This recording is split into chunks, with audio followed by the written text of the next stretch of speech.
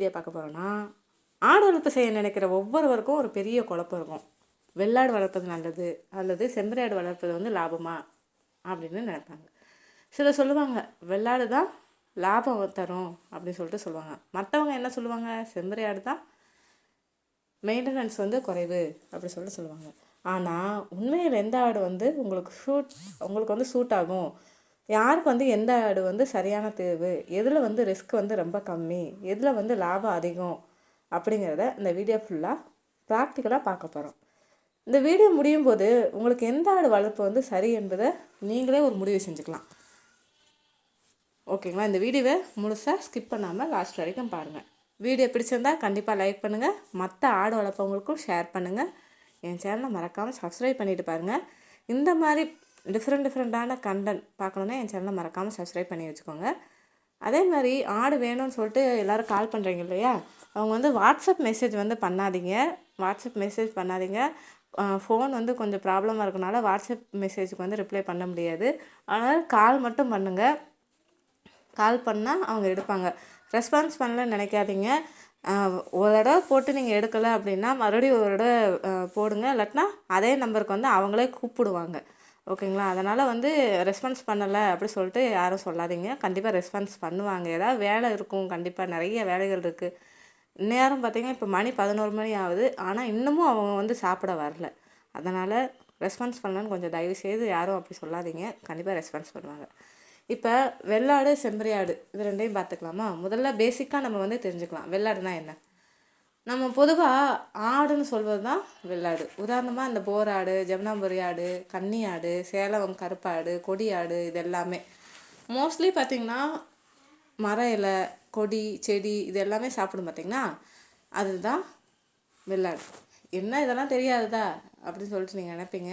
அப்படின்ற ஒரு எக்ஸாம்பிளுக்காக எல்லாமே சொல்லி உங்களுக்கு தெரியும். புதுசாக யாராவது ஆடை பற்றியே தெரியாமல் இருப்பாங்க பார்த்தீங்களா, அந்த மாதிரி இருக்கிறவங்களுக்கு தான் இது. ஏன்னா எனக்கும் முதல்ல இது பண்ணும்போது ஆடை பற்றிலாம் தெரியாது. நான் அதுக்கப்புறம் தான் கொஞ்சம் கொஞ்சமாக இந்த ஃபீல்டுக்குள்ளே வந்ததுக்கப்புறம் தான் அதை பற்றி கொஞ்சம் கொஞ்சமாக வந்து தெரிஞ்சுக்க ஆரம்பித்தேன். அடுத்து வெள்ளாடு ஜென்ரலியாக பார்த்திங்கன்னா என்ன சொல்லுவாங்க அப்படின்னா, ஆக்டிவாக இருக்கும், உயரமாக வளரும், சந்தை விலையும் அதிகமாக இருக்கும். செம்பறி ஆடுனா சீப் அப்படின்னு சொல்லுவாங்க. இது வந்து மேச்சேரி, கீழக்கர்சல், ராம்நாடு ஒயிட்டாடு, வேம்பூர் ஆடு இந்த இதெல்லாம் சொல்லுவாங்கள்ல, அதெல்லாம் செம்பறி ஆடோடு சேர்ந்தது. இவையெல்லாம் பார்த்திங்கன்னா புல் சாப்பிடும், கூட்டமாக வந்து நகரும். எல்லாருமே சொல்லுவாங்களே மதன செம்பறி ஆடு ஒன்று போனால் அது பின்னாடியே மற்ற ஆடுகளும் போகிற மாதிரி அப்படின்னு சொல்லுவாங்களா, அந்த மாதிரி தான். செம்பறி ஆடு பார்த்திங்கன்னா அமைதியாக இருக்கும், வெயிட் வந்து நல்லா வரும். ஓகேங்களா? அந்த இறைச்சிக்கு வந்து அதிகமாக வளர்க்கப்படும். பக்ரீத் டைம்லலாம் வெள்ளாடுகள் வந்து நல்லா வந்து சேல் ஆகும். ஃபஸ்ட்டு ஆரம்ப முதலீடு என்னன்னு சொல்லிட்டு பார்க்கணும்னா, இதுதான் முக்கியமான விஷயம் கூட. எதில் ஆரம்ப செலவு குறைவு அப்படின்னா, வெள்ளாடு வந்து ரேட் அதிகம் இருக்கும். ஒரு நல்ல இன்னும் ஆடு வாங்கணும் பெண் ஆடு அப்படின்னா 8000 15,000 செலவாகும். அதே ஒரு போர் ஆடு அப்படின்னா 20,000 கூட போகும். குட்டிகள் கூட கொஞ்சம் காஸ்ட்லியாக இருக்கும். செம்மறி ஆடு பார்த்திங்கன்னா மற்ற அந்த வெள்ளாடை காட்டிலும் இது வந்து கொஞ்சம் விலை கம்மியாக தான் இருக்கும். ஒரு பெண்ணாடு பார்த்திங்கன்னா 6,000 10,000 தான் இருக்கும். கூட்டமாக கூட வாங்கினா ரொம்ப ரொம்ப நல்லது. குறைந்த பட்ஜெட் வந்து செம்பறி ஆடு தான் பெட்டர். ஹை இன்வெஸ்ட்மெண்ட், அதாவது நிறைய இன்வெஸ்ட்மெண்ட் போட்டு நீங்கள் செய்கிறதுக்கு ரெடி அப்படின்னா வெள்ளாடு வந்து லாபத்தில் அதிகமாக கிடைக்கும். ஓகேங்களா? தீவன செலவு இதுதான் லாபத்தை டிசைட் பண்ணுற முக்கியமான விஷயம். வெள்ளாடுக்கு வந்து என்ன தீவனம்னா, நம்ம செலக்டிவாக என்ன தீவனம்னாலும் கொடுக்கலாம், ஆனால் நல்ல ஆரோக்கியமான அந்த இலைகளை மட்டும் கொடுக்கறது நல்லது. என்னென்ன சாப்பிடும் அப்படின்னா, பசுந்தீவனம், அகத்திக்கலை, சுபாப்புல், இந்த வேப்பிலை, இந்த மர இலைகள் சில இதெல்லாம் இருக்கும் பார்த்திங்களா, அதை எல்லாமே சாப்பிடும். அப்புறம் கான்சன்ட்ரேட் ஃபீடு, இது வந்து தீவன செலவு வந்து அதிகம். செம்மறி ஆடுக்கு பார்த்திங்கன்னா புல்லை வந்து அதிகமாக சாப்பிடும். இது வந்து ஓப்பன் கிராசிங் இருந்தால் அந்த தீவன செலவுங்கிறது ரொம்ப கம்மியாக இருக்கும். இது வந்து கிராமத்தில் செம்மறி ஆடு வந்து அந்த மெயின்டெனன்ஸ் பண்ணுறது வந்து ரொம்ப ரொம்ப ஈஸி. அடுத்து நோய் எதிர்ப்பு சக்தி. வெள்ளாடு பார்த்திங்கன்னா இது வந்து ரொம்ப சென்சிட்டிவான அனிமல். இது வந்து ஒவ்வொரு சீசன், இப்போ வெயில் காலம் குளிர்காலம் அதுக்கேற்ற மாதிரி அது வந்து எஃபெக்ட் ஆகும். ஓகேங்களா. காமனாக வர ஒரு ப்ராப்ளம் அப்படின்னா அந்த கழிசல், பிபிஆர், என்ட்ராக்ஸ்மியா அந்த மாதிரிலாம் இருக்கும் பார்த்தீங்களா, அதுதான். இது வந்து நம்ம பாதுகாப்பாக பார்த்துக்கிறது தான் முக்கியம். செம்மறி ஆடு பார்த்திங்கன்னா கொஞ்சம் அதாவது அது வந்து ரொம்ப சென்சிட்டிவாக இருக்கும் வெள்ளாடு. ஆனால் இது வந்து அப்படி கிடையாது, கொஞ்சம் ஸ்ட்ராங்கான ஆடு தான். குரூப்பாக இருக்கும்போது அது வந்து ரொம்ப ரொம்ப நல்லாயிருக்கும். ஆனால் மழை காலத்தில் வந்து இதுக்கு வந்து காலில் வந்து ஃபுட் ரூட் அப்படி வந்து வரும். இது வந்து டிசீஸ், அதாவது அந்த நோய் எதிர்ப்புங்கிறது வந்து ரொம்ப அதிகமாக இருக்காது.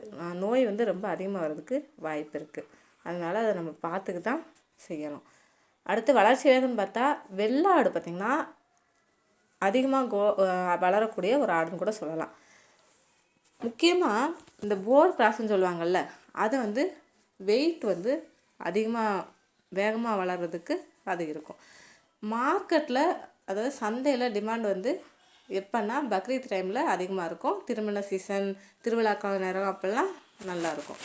ஒரு நல்ல ஆடு அப்படின்னா, நல்ல ஆடு நல்லா இருக்குது, ஆரோக்கியமாக இருக்குது அப்படின்னா நல்ல விலை போகிறதுக்கு வாய்ப்பு இருக்குது. செம்மறி ஆடுன்னு பார்த்திங்கன்னா ஒரு நிலையான ஒரு வளர்ச்சி இருக்கும். அதோட எதுக்குன்னா இறைச்சிக்கு வந்து நல்லது. கிராசிங் சிஸ்டமில் வந்து லோ காஸ்ட்டாக இருக்கும். அடுத்து இனப்பெருக்கம். வெள்ளாடு பார்த்திங்கன்னா ரெட்டை ஆடுகள், 2 ஆடு 2 குட்டி இல்லைன்னா 3 குட்டி போடுறதுக்கு அதிகம். சில ஆடுகள் வந்து 3, 4 அந்த மாதிரி கூட போடுறதுக்கு வாய்ப்பு இருக்குது. எங்கள் ஆடு முக்கால்வாசி 2, குறைஞ்சது 2, அதிகபட்சமாக 4 வரைக்கும் போடும்.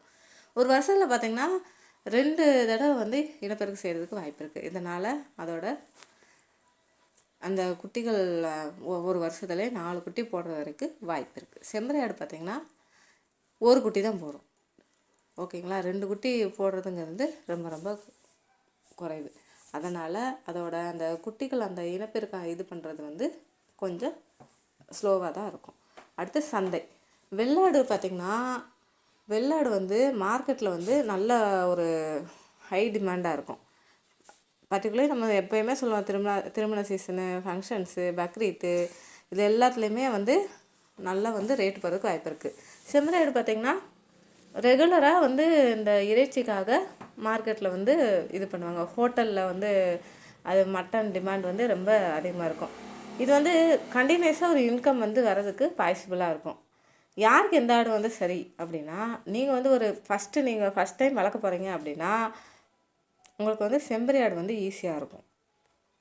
எக்ஸ்பீரியன்ஸ்டாக இருக்கீங்க அப்படின்னா உங்களுக்கு வந்து தீவனம் அந்த முறையில் எல்லாம் தெரியும், அதே மாதிரி தடுப்பூசி எல்லாம் தெரியும், நிறையா இன்வெஸ்ட்மெண்ட் போட்டு செய்யறது ரெடி அப்படின்னா வெள்ளாடு வந்து அதிக லாபம் தரும். ஓகேங்களா. அதே மாதிரி அடுத்து ஸ்பேஸ். வெள்ளாடு பார்த்திங்கன்னா நல்லா வந்து வெள்ளாடு, செம்மறி ஆடு இது எல்லாருக்குமே ஷெட்டு வந்து கண்டிப்பாக 2க்குமே முக்கியம்தான். ஓகேங்களா. எல்லாத்துக்குமே கொஞ்சம் இடம் தள்ளி தள்ளி இருக்கிறதா ரொம்ப நல்லது. இப்போ அனைவருக்கும் முக்கியமான கேள்வி, இதில் அதிக லாபம் வரும் அப்படின்னா வெள்ளாடு வந்து விற்கிற விலை வந்து அதிகமாக இருக்கும். அதே மாதிரி அந்த ப்ரீடிங் வேல்யூ வந்து அதிகமாக இருக்கும். அதே மாதிரி அது க்ரோத்துங்கிறது இப்போ ஒரு சினையாடு குட்டி போட போகுது அப்படின்னா 2லேருந்து 4 வரைக்கும் ஈன்றதுக்கு வாய்ப்பு இருக்குது. அதனால் அது வந்து ரொம்ப ரொம்ப நல்லது. அதே மாதிரி என்ன இதில் வந்து தீவன செலவு தான் கொஞ்சம் அதிகமாக இருக்கும், வேறு ஒன்றும் கிடையாது. ஆனால் செம்மறி ஆட்டில் வந்து மெயின்டெனன்ஸ் வந்து ரொம்ப லோவாக இருக்கும். ஒரு நிலையான ஒரு பிஸ்னஸாக இருக்கக்கூட வாய்ப்பு இருக்குது. இதில் வந்து நிறைய, அதாவது அதிகமாக வேல்யூ போகுமா அப்படின்னு கேட்டால் கம்மி தான். அதனால் அதை பார்த்துட்டு நீங்கள் வாங்க. ஒரு ஃபார்மர் வந்து 10 வெள்ளாடு வச்சு வளர்க்குறாரு. அவரோட மாதம் அந்த தீவனங்கிறது அதிகம். ஆனால் பக்ரீத்துக்கு வந்து விற்கும்போது நம்ம டபுள் லாபத்துக்கு வந்து விற்கிறதுக்கு வாய்ப்பு இருக்குது. 40 செம்படியாவது வளர்க்குறாரு. இது வந்து டெய்லி எக்ஸ்பென்ஸ் குறைவு தான், ஆனால் ரெகுலர் இன்கம் கிடைக்குது. இதுலேருந்து என்ன தெரியுது, பிஸ்னஸ் மாடல் தான் ரொம்ப முக்கியம். பெரிய தவறு என்ன பண்ணுறாங்க அப்படின்னா, ட்ரெண்டை பார்த்து இப்போ ட்ரெண்டில் இருக்குது இந்த ஆடு அப்படின்னு சொல்லிட்டு அதை பார்த்து வாங்குறாங்க. அதெல்லாம் வந்து கண்டிப்பாக பண்ணாதீங்க. அதே மாதிரி முக்கியமாக யூடியூப் பார்த்து, சோஷியல் மீடியா பார்த்து எல்லா இதுலேயும் வந்து சொல்கிறது நடக்குமா அப்படின்னு கேட்டால் நடக்காது. அதனால் உங்களுக்கு வந்து பார்க்கணும். இப்போ யூடியூப் சேனல்லையே பார்க்குறீங்க அப்படின்னா நீங்கள் நேரில் பார்த்து நீங்கள் போய் வாங்குறது ரொம்ப ரொம்ப நல்லது. அதான் நானும் சஜஸ்ட் பண்ணுவேன்.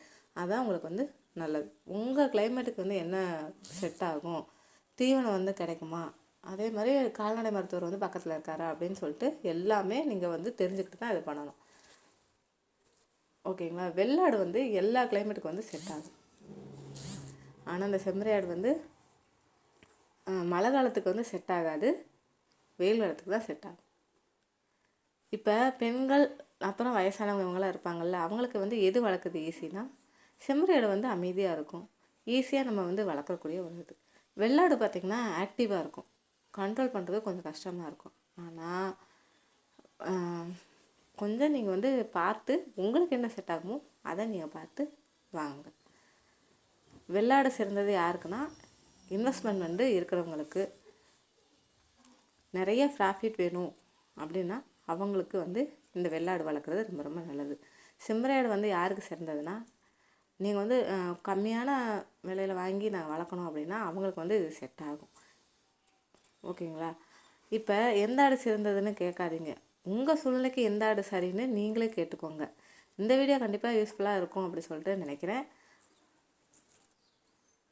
மேலும் ஆடு வளர்ப்பு பற்றி என் சேனலை மறக்காமல் சப்ஸ்கிரைப் பண்ணிக்கோங்க.